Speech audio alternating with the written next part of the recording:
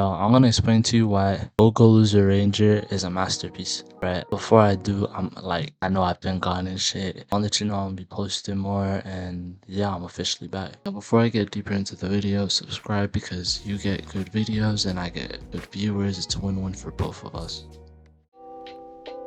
In a world where you're reduced to nothing more than a plaything for the entertainment of an audience. This is the reality for our main character, Fighter D. For some context, I'm talking about Go Loser Ranger, which is an action comedy that flips the whole superhero and villain dynamic, which has not been seen in an anime genre that is packed with action. The show breathes new air into what it means to be a morally mixed character. Basically, right, for the past 13 years, the remnants of the monster army have appeared weekly in an attempt to conquer Earth. However, not known to the public, the Dragon Keepers, Earth's protectors against the monster army, make them perform staged battles where they're supposed to fake the losses they take. This started when the monster army's bosses got killed right in front of them, and they were given an ultimatum by the Dragon Keepers: continue to fight and literally die because they have the artifacts and the weapons to kill them, bro, or swear loyalty to the Rangers. So they show up once a week to fight, get their asses handed to them, and continue their existence.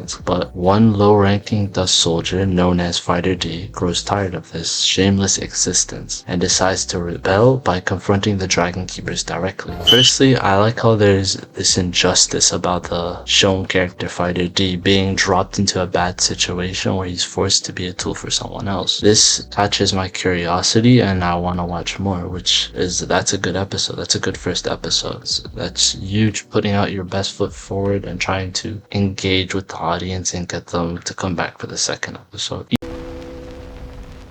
EP1 starts off with one of the fake battles between the fighters and the Dragon Keepers. After the fighters obviously lose, Fighter D makes it clear that he doesn't want to live this kind of life, which leads to him getting laughed at by his peers. Out of anger and zero planning, he returns to the battlefield after the battle was done and charged at the Dragon Keepers. Red Keeper, obviously annoyed, uses his weapon and slices Fighter D in half and tells him to hit the road basically. Bro basically got destroyed. We see Fighter D regenning and mimicking the face of a human, where he's encountered by Suzukiri, a high-ranking yellow member that kinda gives him a push to join the Rangers. Straight up, like, we see how bro already starts to develop. Instead of trying to beat the Dragon Keepers head on, he wants to join their ranks, gain strength, and then do something type shit. We're starting to see him change into a more experienced character.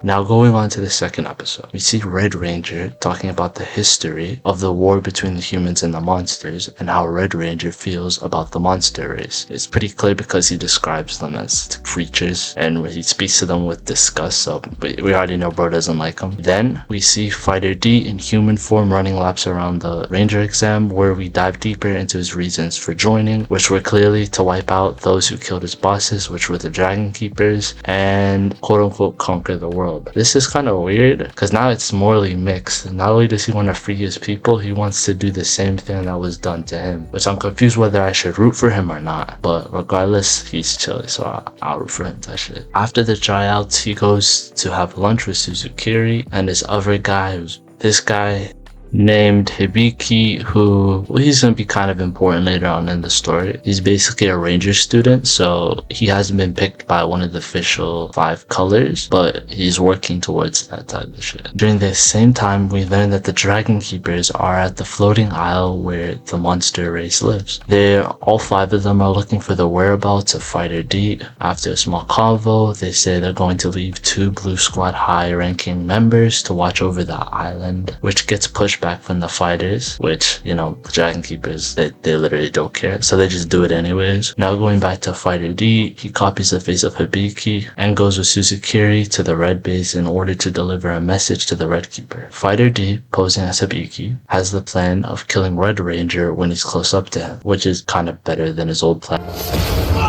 Skip a little bit later, he delivers the message, and then he's taken to the back where Suzukiri reveals that she is aware of him being a fighter.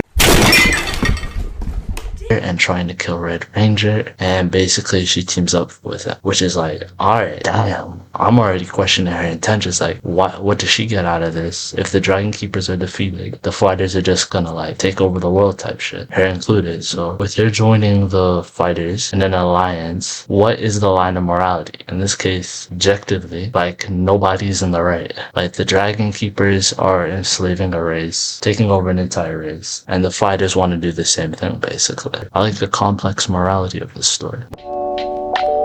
Now in episode 3, we see Fighter D and Suzukiri explaining the powers of the Dragon Keeper, which is their weapons, which are these artifacts that can officially kill the fighters. Unlike if they got attacked with a regular sword, they'll survive and shit. They'll just regen, but the artifacts will kill them for shit, like for good type shit. And she basically plans with him to steal Red Ranger's artifact during the Sunday showdown. The day comes where Fighter D is making his way to the room with the artifact. Suzukiri has this, like, I ain't gonna lie, pretty weird monologue on she's bored and she likes to make chaos, and that's her reasons for helping Fighter D, which is like, alright. I don't know. I feel like the writers could have talked more about why, like, that's such a bland reason. Just add something to it. Like, I don't know, maybe she doesn't like the Rangers. Like, I don't know. I feel like the reasoning's pretty boring and not, like, doesn't make sense. Anyways, Fighter D encounters Tokida, who is guarding the artifact room, and then Fighter D, you know, he just has the face of Red Ranger, gets past him and opens the door. Of course, weirdly enough, for plot's sake, Tokida immediately knows that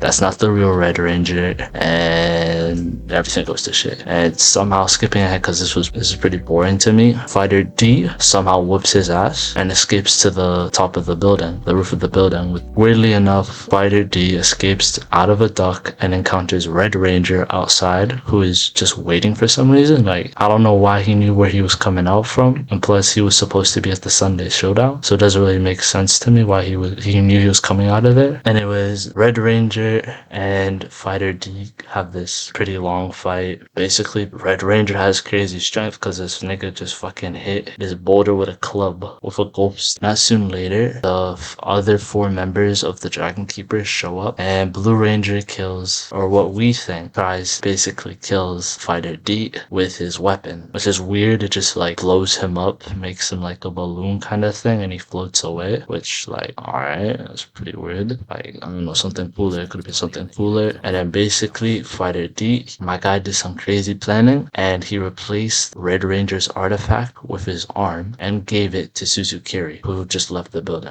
I'm guessing, they don't show this part, but nigga just walks away. Tight shit.